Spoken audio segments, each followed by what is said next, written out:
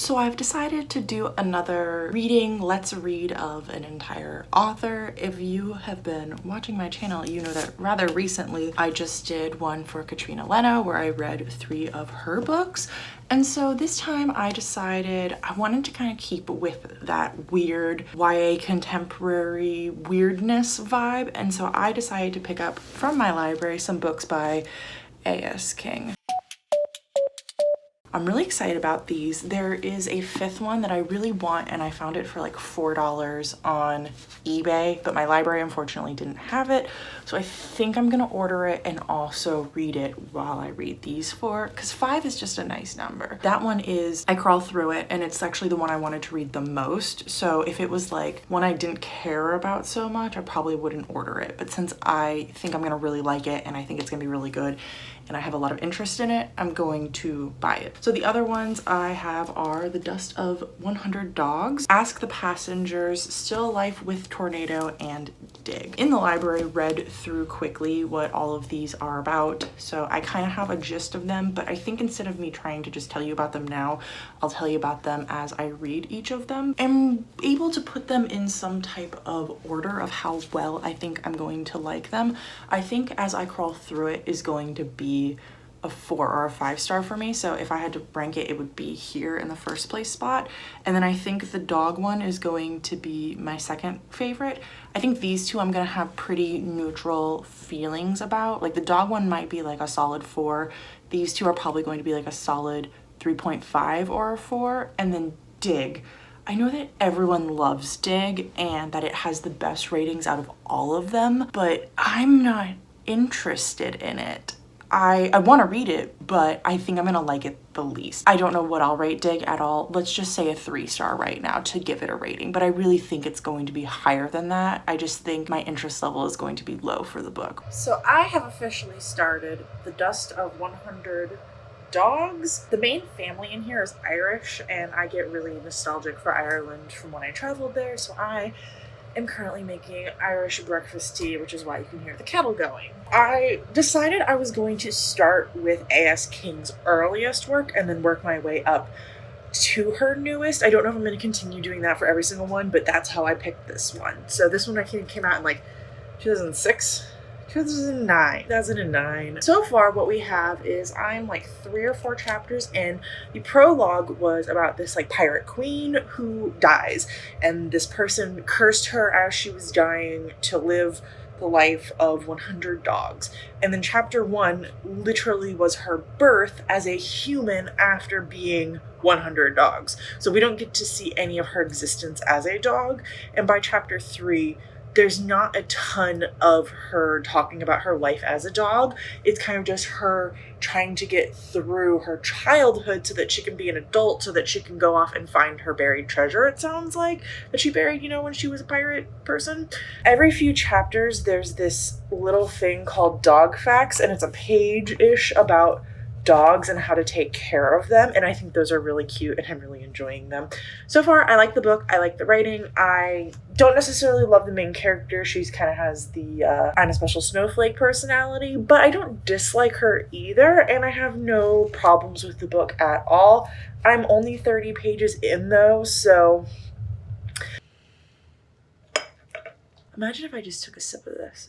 It'd be so scalding hot. Okay, well this lighting's horrible, but I'll be really quick. So I'm officially on page 70, which is chapter 7, and I wasn't gonna check in for a while longer, but I wanted to say that there's a lot of historical fiction in this book. So after chapter 3, there was 3 or 4 chapters where it was in the 1600s in Ireland, and we're following, I think it's the main girl in her first life, as there's a war that's happening in Ireland, and weirdly enough, I knew about the war. When I traveled to Ireland, they talked a lot about Cromwell and how evil he was, and now I'm getting to read about it. So I'm not loving the historical fiction side of it because I don't love historical fiction. I'm just about to go back to the main part where we're learning about like modern day stuff and the girl, and I'm excited to get back to that. Plus, I think where I'm at in the historical fiction part, it's gonna be more fiction soon and less historical. Okay, so I've officially made it to page 160, which is exactly halfway through this book. I am officially really enjoying it. I know this morning I was kind of hesitant about it, and I was actually considering like, oh God, what if I want to DNF this book? Can I do it? But as of right now, I'm like so into it. I originally was kind of only into the parts where it was more present day. I think they're in like the 1980s, honestly, present day. And then there's a part where it's the 1600s. And since I talked to you earlier, we've started getting a few sections where she is actually a dog. And so we've had a few throughout history. We had one chapter where it was like 1850. We had one chapter where it was 1950. I'm sure we're gonna get some more. What's really impressing me now is we are at the part where every single perspective, every single timeline, when it ends, I'm like, I just want to know more. I don't want to go to another timeline. I want to stay in this timeline and know more about what it is and what's going on. In present day, Saffron is her name, is experiencing what it's like being a teenager in her senior year of high school, trying to tell her parents that she doesn't want to go to college because, well, she's this pirate queen who wants to go and find her treasure, but trying to explain to them that they basically have treated her entire life like she is their only hope. Her mom is an alcoholic. Her dad is a disabled ex-veteran. They had like 5-something kids, and she was basically the only one intelligent enough to make it in life, and she was the youngest, and so they've been putting all this pressure on her entire life to basically support them and to go to college so that she can become a doctor, so that she can pay all of their bills. And she wants to not go to college. She wants to go be a pirate on the seas again and find her treasure that she knows is buried somewhere. So they sign her up for a psychiatrist who is trying to help her get through these things. She has a best friend who's trying to convince her to live like a normal high school experience, like go to dances, date boys. And then in the past, Emmer, I think her name is Emmer in the past, her parents have died. Her uncle has sold her. She escaped the man that was supposed to be her husband and has traveled to Tortuga. She has run into some issues. I'm not gonna say what issues, because although I'm already spoiling a lot right there, I don't want to say what kind of issues. And then as a dog, she is just, there's different stories, and that'd be way too complicated for me to explain. But I'm really freaking enjoying it. This will not be a 5-star. I can already tell you that much. It could still easily be, where I'm at, it would be a 4-star. I have some issues with some of the writing, some of the themes, some of the things that have been said, but I also really like some of the writing and some of the themes and some of the things that have been said. So I'm at my library and I am about to return 2 books, well, 3 books, but 2 for this video, because I have officially finished The Dust of 100 Dogs, which I ended up rating a 3.5 star. And I will talk about that later because I don't really want to have a long discussion with you all in the parking lot. Last night, I decided to start Ask the Passengers, and I wasn't enjoying it at all. But then I found out that my library had the audiobook, and I've been listening to it all day, and I only have 30 minutes left. So I'm going to return the physical book as well. And once again, I will talk to you all about this once I'm home because I don't want to talk in a parking lot right now. It has been many hours since I last checked in with you guys. I came home, finished the audiobook, and then just didn't check in with you. First, let's talk about The Dust of 100 Dogs. So I finished it a few days ago at this point, actually, and I really enjoyed it, but I had a few issues with it overall, which kept me from rating it a 4-star. So I ended up rating it a 3.5 star. I felt like the ending was too convenient for my own personal taste, and that it wrapped up really quickly. The whole entire like climbing action and resolution happened all within 3 pages of the end of the book. And I'm not a fan of that. And when it did happen, it wrapped up too nicely and too perfectly. And like I said, convenient. And I didn't mind that it had an open ending. I just didn't like the resolution that we got about some of the other factors in the book. Beyond that, I felt like the book could have been better. The writing wasn't bad. I really enjoyed the writing. I felt like after reading that one that I was really excited to read more books by A.S. King, because I felt like if this was her first one, that I was going to just watch the books get better and better as they continued on.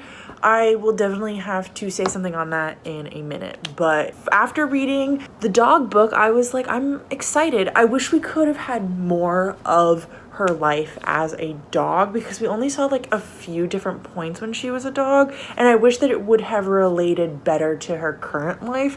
Her first life as a human really related to her second life as a human, but it kind of felt like in her second life as a human that she really didn't have much influence from her dog life. I think I would have liked those things. There were some other complaints I had too. Basically, it boils down to it was a good book, but it wasn't a great book. But I still really enjoyed myself and I had a good time reading it, and I'm really glad I read it.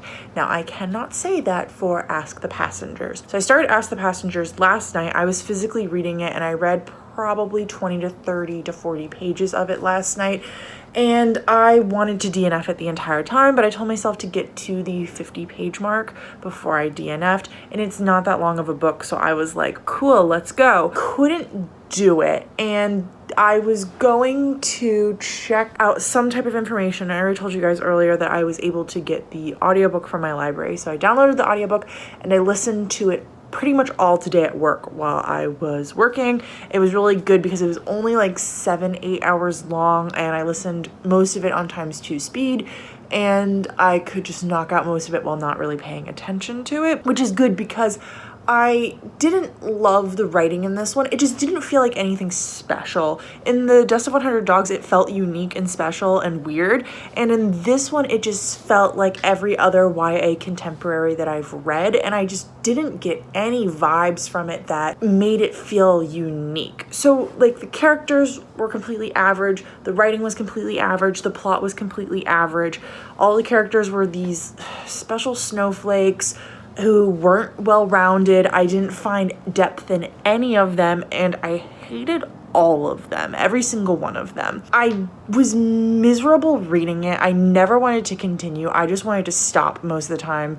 If I had just at any point returned the book, I wouldn't have cared to find out the ending. Even with all of that, I still would have rated the book 3 stars with all of that information. And I was feeling like it was a 3-star book through most of it.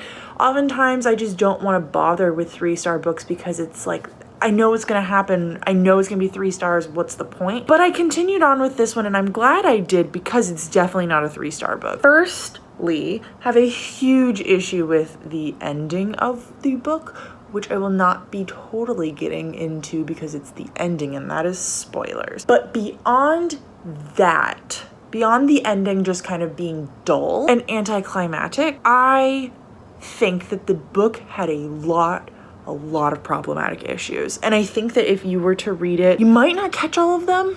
You might, but some people might not realize some of the issues this book had. The book was written in 2012, but it very, very much read like a book that was released in the early 2000s. It had a lot of those kinds of issues. Like, it used the R word at one point. It had complete bisexual erasure. So the main character, I haven't told you what this book is about. The main character is a girl named Astrid, and she is struggling at home because she can't connect to anyone in her family, and she can't totally connect to people at school. She has been dating in secret this girl for a few months, and her best friend has just recently come out to her as gay, as a lesbian. And so her best friend has a beard and a girlfriend, and it's kind of like she's dating this boy and her girlfriend's dating this boy, and then the two boys,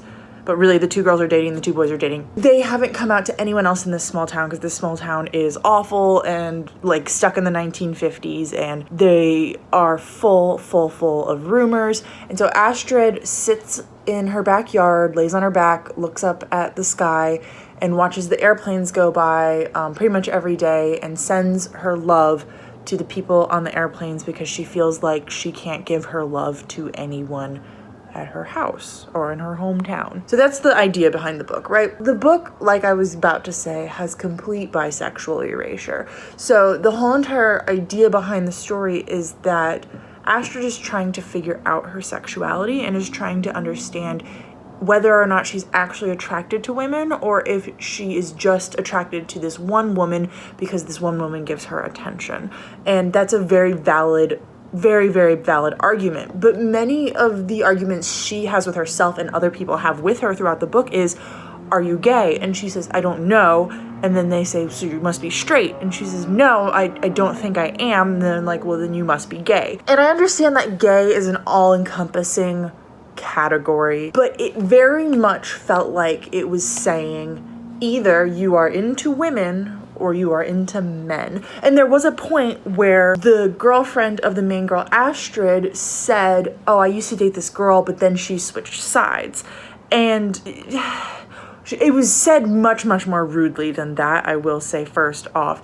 But second, like, let's ignore the fact that sexuality is fluid, I guess, but also let's ignore the fact that she can be into men and women at the same time, and that's okay and valid and allowed. There was a lot of issues like that for me. And then at one point, Astrid completely cheats on her girlfriend, makes out with another girl at a party, never tells her girlfriend, never, like, repents for it, never feels guilty about it, and then the girl doesn't have any part in the story beyond Astrid being like, cool, I guess I can kiss more than just the main girl that I like. But like, I feel like there were so many conflicts that were built up in the story and then not really worked through all that well. So Astrid's best friend gets mad at her for Astrid not telling her that Astrid was considering the fact that she was gay.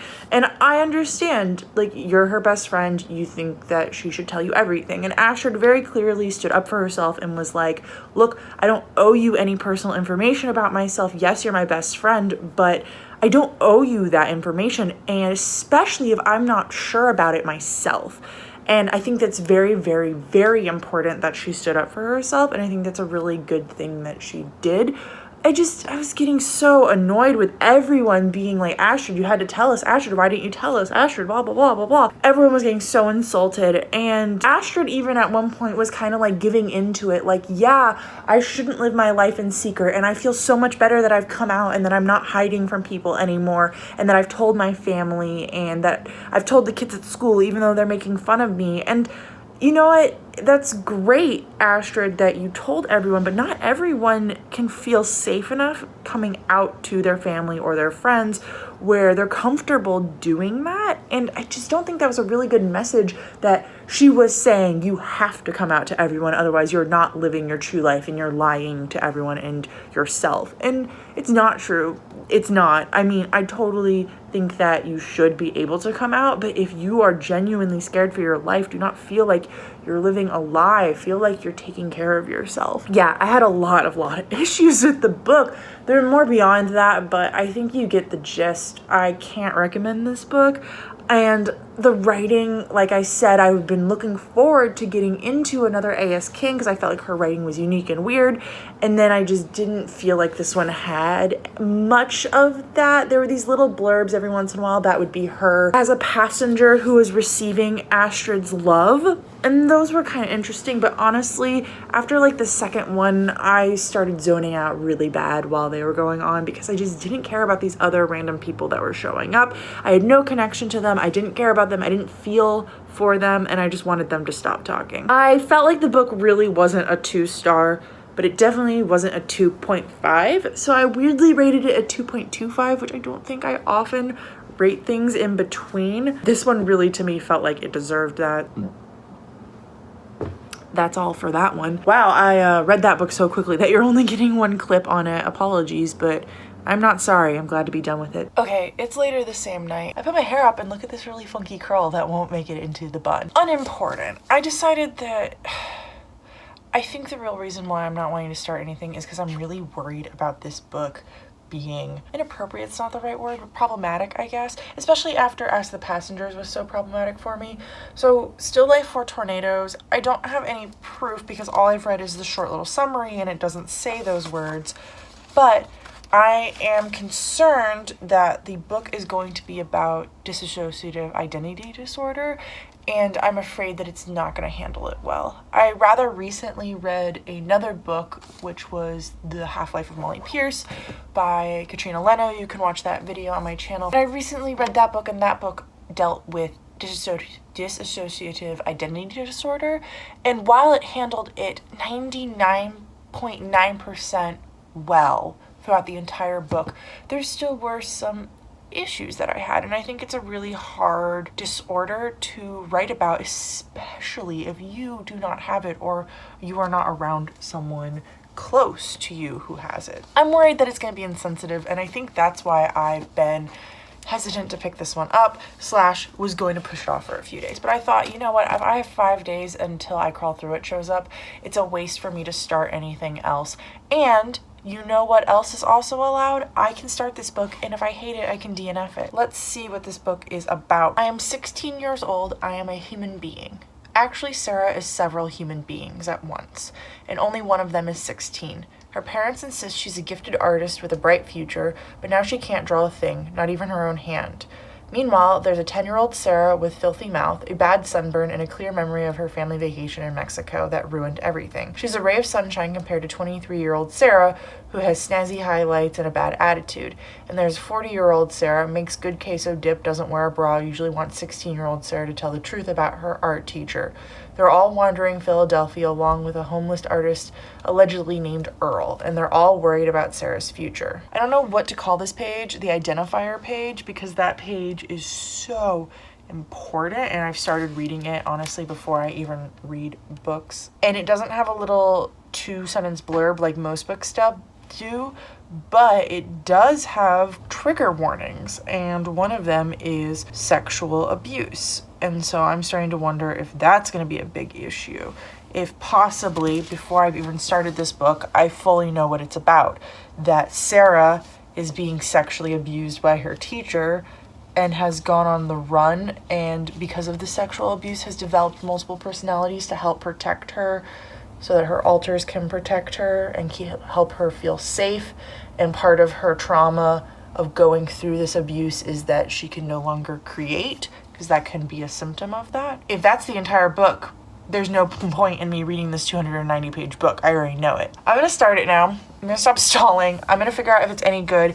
If I'm not liking it a few chapters in, I'm gonna DNF it. Okay, so I've officially started this book, and this isn't the book for me. Just from the first few pages, it reads exactly like Ask the Passengers, and it's pretty much the same length. I think they were like 1 page length different, and the ratings on Goodreads is like 0.03 apart from each other. It just has the same writing style. It has the same vibe where it's like supposed to be magical realism, but really what it is a YA contemporary, and I'm bored. I did do a little bit of research into it, and it does not deal with DID. The whole entire multiple Sarah's is just the magical realism part. So that's an interesting take. It did not grasp my interest in the first few pages, and it just, after reading some reviews, everyone is saying that if I didn't like Ask the Passengers, I'm not gonna like this, and it's just a typical YA contemporary, and the magical realism isn't that broad in it. I'm not saying this book is bad. I'm just saying I'm not going to spend my time reading it. Putting that down, which means that if I want to continue on, I'm gonna have to do Dig next. I guess the next clip will determine what I'm actually reading next.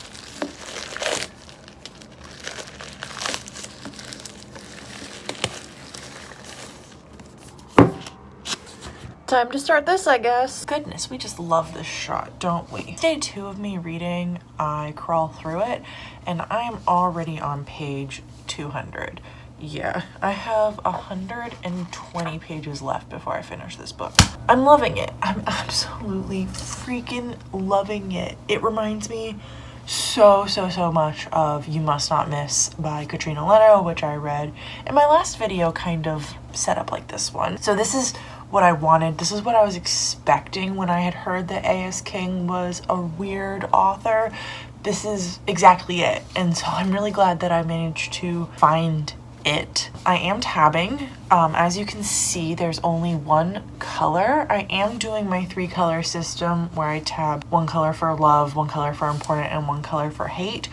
But I've had nothing important and nothing that I've hated. So all of the green tabs, which are a lot, are all things I love in this book. Let me talk to you about what this book is about. First off, look at this spine. I love that they flipped it. I think that's so creative. I think everything about this book is just so creative. So this book is following 4 students. It's gonna be really hard for me to talk about because the book itself is not really about a plot and a storyline and characters and everything. It's about concepts, and I'll get into that in a second, but let me tell you the plot of the story. So there's 4 students. They all go to this high school. I think they're seniors, and there are bomb threats called into their high school every single day. And so their school just keeps doing these drills and keeps trying to figure out who's calling in these bomb threats, all that stuff.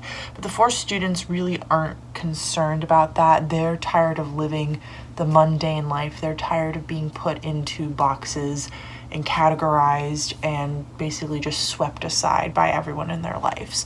So we're following the 4 of them. There is Stanzi, Gustav, China, and Lansdale Cruz was her name. And so the 3 girls, so everyone except for Gustav gets a POV, and then we also get the POV of this woman named Patricia who is in the arrival, and then we also get this POV from this man who's interviewing people after 2 of the students have gone missing. We're following these 4 children who are definitely all battling their own mental health issues. For instance, Lansdale is a compulsive liar. She lies about everything. She even tells you pretty much from the beginning, and then she proceeds to lie to you, and then proceeds to tell you that that was a lie, this is the truth, and then proceeds to tell you that no, that was a lie too. And then China, which, fun fact, in high school I had a best friend named China. Really cool. She has eaten herself, so she is completely inside out, so like her organs and guts are on the outside, and they go to explain that something happened to her that made her eat herself, and that she's trying to develop the guts to turn herself back. Like they use the word guts, and I think that's really creative. There are some days where she is just a tongue, or even like just an anus is used one day. It's so good. And then Stanzi, that's not her real name, but she has fallen in love with Mozart, and she loves the movie Amadeus, which is a really good movie that I haven't actually finished because I'm bad at watching movies, and relates to Mozart's wife, whose name is Stanzi. And so that's what she has started to call herself, and anytime any of the other characters refer to her actual name, it's like redacted in the book, so we don't know what her real name is. And she dissects frogs, and actually when we first meet her in the beginning, there's like a chart of frog organs, and she wears a lab coat everywhere she goes, and she is in love with Gustav and has been for a few years, and he is building an invisible helicopter. Oh, he gets the prologue, and it's so freaking good. Let me read you just a little bit from it. Gustav is building a helicopter. Nobody knows because Gustav has been building it in small sections. He understands things like the physics of flight. He understands vectors. I could never understand a science that doesn't relate to humans or biology, but Gustav tells me his helicopter will be better than a stupid human. He says, "Can you fly?" Gustav believes his helicopter is invisible, and because he believes it, it is so. There are 2 seats in Gustav's invisible helicopter, so he can take a passenger. There is space behind the seats so he can take a backpack, snacks, a camera, a helicopter map, maybe a parachute, maybe no parachute. It probably depends on his destination. This isn't some dumb mini helicopter kit, he said when he explained it at first. It cost me 50 grand. Where'd you get that kind of money, I asked. None of your business, he said. So this is kind of how the whole entire book is. It's very disjointed, very sectioned, very like not totally making sense. One of the things I'm absolutely falling in love with is every few paragraphs there's this like dot chart. Hopefully you can see that. And Stanzi talks about in one part, because the whole entire book is about not putting children into boxes and how school and standardized testing specifically puts children into boxes and how these kids are not dealing with that pressure. And so Stanzi at one part talks about how she had to like make up this test and she didn't know any of the answers. So she said, I filled in the dots in according with how I was feeling when I read the question. A equal annoyed, B equals bored, C equals caloric, D equals disappointed, and E equals empty. And so those little like 5 bubbles are in every single one of her chapters, every few paragraphs, because if you actually relate it back to that paragraph, it talks about it is how she was feeling. So like if it's on the 3rd one, it's C, it's caloric. She is most likely talking about food in the next paragraph because she's really hungry. And when she's disappointed, it's on the 4th one. Makes sense, it's pretty simple. But it's really effective because I can know before going into one of her paragraphs exactly what I can expect from it. Gustav has been building this helicopter and he wants to escape his life on this helicopter. And so you find out pretty quickly into the book that he's going to take Stanzi with him if she wants to go, and she wants to go because she loves him. And so they are planning on going to this place called the place of arrivals, which is where Patricia is.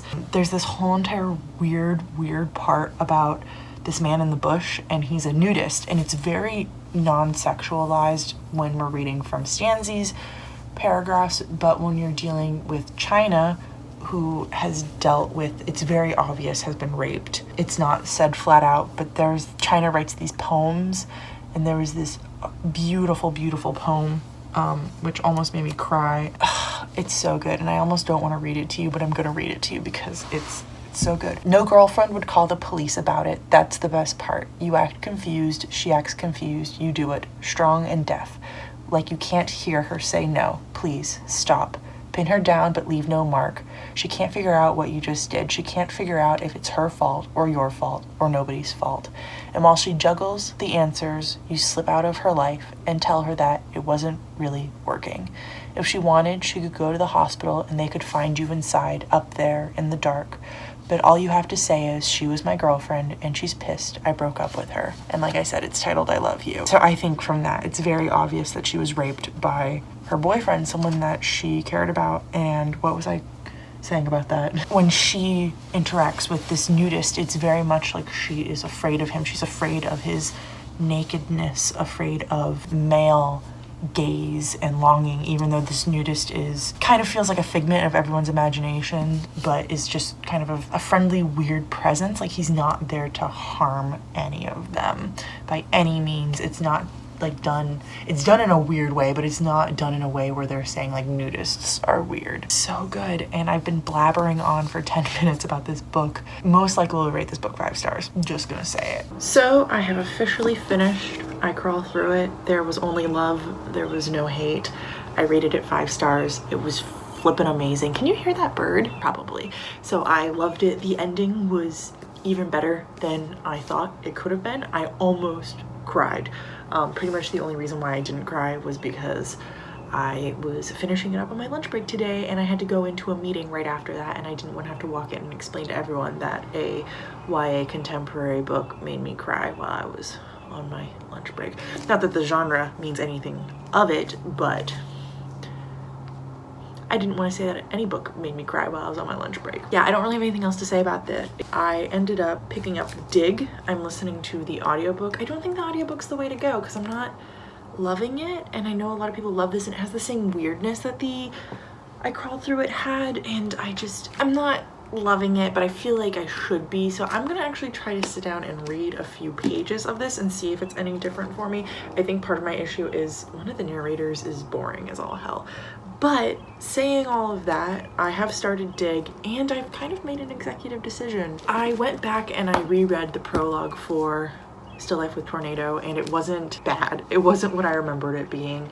I actually kind of enjoyed myself. So I think I'm gonna give this one a second shot, but I don't know exactly how the order of these are gonna go in this video moving forward. I also really can't totally tell you what either of these are about, even though I am 10% through Dig. I know that the back says something about commentary on racism through multiple siblings coming together for a family's Easter meal. There's definitely some people who are talking about Easter, but there's some other families too. There's this girl who can, it seems like, teleport, because if you've read any of A.S. King's works, they're very weird and surreal, and it's not like teleporting how you'd think, like, oh, she can get around, she's a superhero. It's like, it feels kind of almost like a mental illness, and teleporting has become a way that she's coped with it. Is very, very reminiscent of I Crawl Through It. I mean, there were people in here who could do crazy, crazy weird things, fly invisible helicopters, grow their hair every single time they lied, eat themselves from the inside out. It's weird, it's surreal. I really do think that my issue is the narrators. Did I just film my last talking with you guys in this exact spot? Anyways, I don't remember. It's the next day. I decided to continue listening to the audiobook for Dig, and I actually finished it at work today, and I will talk about that in 2 seconds. I then decided, yes, I'm going to be continuing on with this book. I think I had told you last that I was definitely going to be happening. I made it to page 35 last night, so I really don't have a ton to say about it. We are following a girl named Sarah, and she is an artist, except she's feeling really uninspired, unoriginal, what honestly a lot of artists feel, me. But she just is kind of letting that control her life, honestly. So she's like basically dropping out of high school, not going to school at all. Her parents can't seem to motivate her to do it, and she's kind of a special snowflake. I'm gonna have more to say about this later once I get into the book. Dig, on the other hand, was really good, and I enjoyed it. I hate to say I enjoyed it because it's not a book that you sit down and enjoy. It's a book that you read and it teaches you things and you feel like a different person on the other side. But I appreciated it for what it was. I felt like it was really good. I felt like the creepiness, the weirdness aspect could have been way higher, honestly, especially after just finishing I Crawl Through It. I Crawl Through It was so much weirder, but it was good, and I really think it stood out as something awesome. So I think I told you guys about it. So we're following 5 estranged cousins who don't know their cousins, all live in the same town, are going through their own difficulties. They all kind of come together into this Easter brunch. It talks a lot about racism. It talks about a lot of important issues in the book. Racism was one of the main topics, but there's also subject matter dealing with rape and women's issues, I guess. That's not how I wanted to say that, but it really does focus on racism. It was really powerful and really good. Took me a while to get into the book, and I feel like I didn't get as much of a weird vibe as I've been getting from other A.S. King books, so I only rated this a 4 out of 5 star, which honestly is really weird for me because when I look back on The Dust of 100 Dogs, I enjoyed that book so much more. I liked the characters more, I liked the plot more, I liked the storyline more, but I only rated that a 3.5 and I rated this a 4, and I didn't like this as much, but I felt like what this was trying to say was more effectively said, and the storytelling and on paper this book is objectively better. I just didn't like it as much. So it's been about a week at this point, and I haven't told you how I ended up feeling about Still Life with Tornado. I no longer have the book because I've returned it to the library. So I DNF'd it about 50-60 pages in. It was slow, it was boring, it was everything that I thought it was going to be. I mean, the weirdness was there, and I think that if I hadn't marathoned A.S. King, I would have enjoyed it. I think maybe in the future I'd pick it up again, but I kind of just wanted a break and I wanted to read something different, and this wasn't that. I think that if I did continue on with it though, it would not be as good as Dig. It would not be as good as I Crawl Through It. It'd be better than Ask the Passengers, that's for sure. I think it would probably end up getting a 3 star, honestly, maybe a 3.5 if I was surprised by it near the ending, but where I'm at, I just can't continue right now. So this is the order of how I thought the books were going to be rated. I did get I Crawl Through It very correct. Dig was way off, honestly. I should have known because so many people loved it. This is how I actually rated the books, and you can see how things have changed. You can see what I actually ended up rating them. It was a wild ride, and I'm really glad I read A.S. King. I don't think I would go back and read any of her back works, any of her earlier stuff again, because I don't seem to really enjoy her earlier stuff. It doesn't have that weirdness that she kind of developed in later years, but I would definitely 100% check out new stuff that she writes. I'm really glad I did this. It's hard to talk about because when you look at the list, I technically rated Dig higher than The Dust of 100 Dogs, but I enjoyed Dogs way more than I enjoyed Dig. I think that the reason why Dig got a higher rating is the writing was better and the subject matter was important to talk about, and I do tend to rate books higher if I don't like them but the subject matter is really important and it's done well. Like the intrigue's not there but everything else is. But with The Dust of 100 Dogs, the writing was good but it wasn't great. I mean, it's her first book, it's not supposed to be the most amazing thing she's ever written, but I really enjoyed it, and the concept and the feel of it and the weirdness, that was all there, but just the execution wasn't. So it's hard for me to like put these in an order, because if I were to put them in an order of books of how I rated them, it'd be like this. But if I were to put them in order of how I enjoyed them, it'd be like this. I hope you enjoyed this video. Very shortly, very soon, you're going to be seeing another author coming out, and that I will spoil right now is Stephen Graham Jones. I'm really excited to be bringing you his backlog, his books, the books that I read for him. I hadn't read any of his books before the video started, and I'm really excited to show you how I felt about all of them. And I'm really excited because I have another author right after that I am thrilled to be getting to, and that will hopefully be coming out sometime in December for you all. If there's any other authors you think I should check out, read a few books from, let me know down below. I'd love to do it. I'd love to try some authors that you know and love that maybe I haven't read any of, and maybe I should broaden my horizons and do some like second chances to some authors that I didn't necessarily love and try some of their later works, because maybe it's an Ask the Passengers versus I Crawl Through It situation. Thank you for watching. I appreciate each and every one of you, like I always say, but I really do mean it. And I don't remember how my outro goes, but until next time, I will talk to you on the comments. Bye!